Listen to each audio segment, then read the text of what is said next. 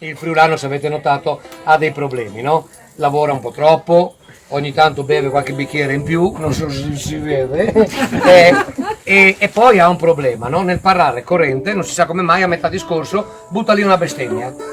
Un porco. Un porco. E quindi io non mi permetterei mai di bestemmiare, ma dovete immaginare questo friulano seduto in stazione a Mestre sulla panchina con due valigie, una di qua e una di là, che sta aspettando il treno per andare a lavorare a Roma. Adesso tu fai il campanello della stazione. Dai, fammi il campanello della stazione. Ding dong!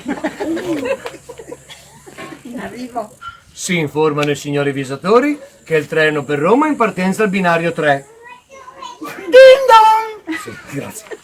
Oh. Io can... Io porco. Io can, io porco. Va giù verso io can, io porco, sotto passaggio, no?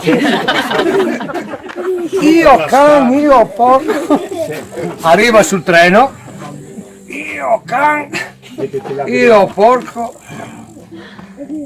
Io can, io porco. Sempre paura che si dia con la scatola. È il corridoio questo. Arriva sullo scompartimento.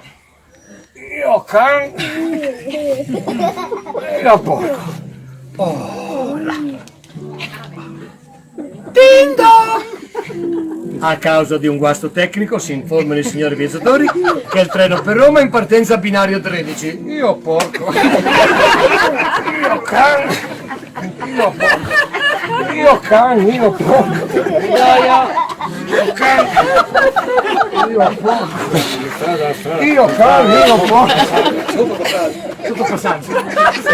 Io can, io porco. C'è il repeat.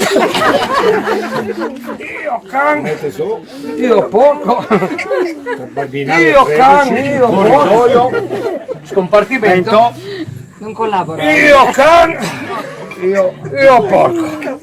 Oh, Sudato come una bestia.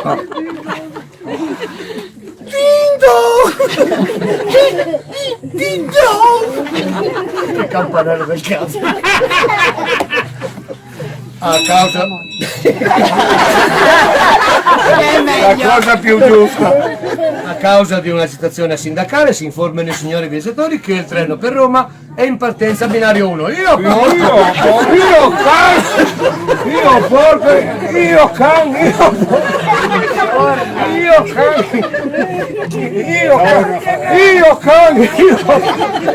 Ding dong! Si informano i signori viaggiatori che il treno per Roma è in partenza binario 1. Io porco!